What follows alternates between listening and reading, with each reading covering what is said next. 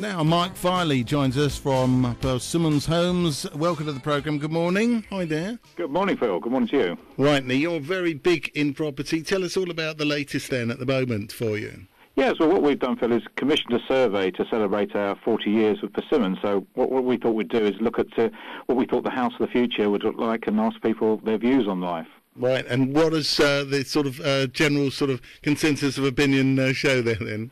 Well, as you can expect, we've got the wacky responses, people looking for the house that cleans itself, beds that make themselves, yeah, very nice. Fridges and cupboards that let them know what shopping they need, and that 2-second kettle that gets them a cup of tea first thing in the morning. Okay. Now, they're just sort of fairly basic add-ons in a way. What about the actual structure of the house? Is that going to change, do you think? Yeah, well, I think one of the key messages that came across from the survey was about the environment. I think people are obviously concerned about the environment, and that was high on the agenda, and both on actually for the fabric of the house itself and for water conservation. Yeah, I guess we've got things in there like solar panels and wall insulation per se. I mean, it's got to be that's fairly fundamental now, isn't it, anyway? Yes, I think people are looking at it from both aspects. As I say, the house itself, we're looking what they call fabric first, to make sure the houses are well insulated. Energy costs continue to rise, so what people are looking at is obviously being good to the environment, but also save themselves some money at the same time. Right. Is the house of the future going to be built still in brick?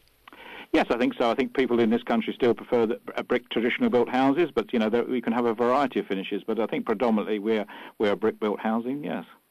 I suppose over the years we've got used to that, but there have been other structures as well. Tell us about those. Yes, I think as Persimmon we have a system called Space 4, which is a closed panel timber frame system, which is highly insulated, and tomorrow's technology is coming today. These houses are very, very eco-friendly and they're very good insulation. So we're already building that as a company. 3,000 of our houses last year were completed using this technology. So we're already advancing that technology at this time. Right. Do they look as finished and solid as brick-built houses, those? Yes, from the outside they look no different. The issue is that of their conservation standards and the fact that they are very energy efficient. All right. What else have you got to tell us about this then?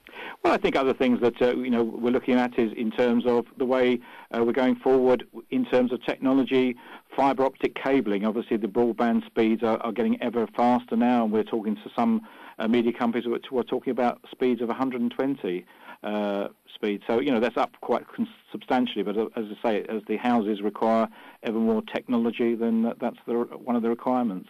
I think one of the big issues for me when looking for houses, and I've swapped about 4 or 5 times now over the last 20 years, and it's the gardens are getting smaller and smaller for anything that's new, and that's quite a concern.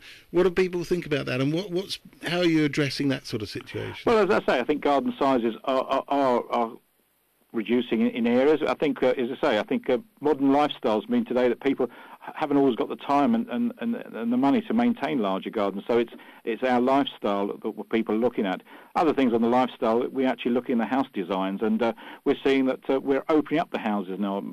Gone are the days of separate lounges, dining rooms, kitchen areas, utilities. We're living in a much more open plan environment where people can use the house as their needs. As I say, I think people eat more on the go rather than formal settings. Yeah, but I mean, going back to the gardens a minute, is there a way where you can possibly, give people a little bit more land without houses becoming so expensive? Because isn't that the main issue, that the cost of the land is there, really? That'll depend on the government. Obviously, what we need to do if we get to achieve that is release more housing land for development. If we can see more housing land for development, then the densities will not need to be as high. Yeah. But I do come back to the scenario. Not everybody requires or wants a large garden. Oh, sure. No, that's right. Okay, so where do we go for more info? Any final thoughts, and where do we go for more information then, Mark? Yes, I think the other thing that we are launching today, bearing in mind it's our 40th anniversary, is we're doing a charity launch. What we're asking up and down the country is people to register their favourite charity online for charities with a turnover less than £10 million, and what they can do is win a house for the value of £250,000. It's our way of giving something back to the local community. All right. Thank you very much indeed for chatting to us today on Radio Free Ireland. That's fine. I think the details can be found on persimmonhomes.com/40. So that get the information and to register online. Thanks very much for that. Right, just give us that again in case we missed it. Yeah, sorry. It's persimmonhomes.com/40. All right, that's super duper. Thank you very much for joining us. Okay, Phil. All the best. Bye. Cheers.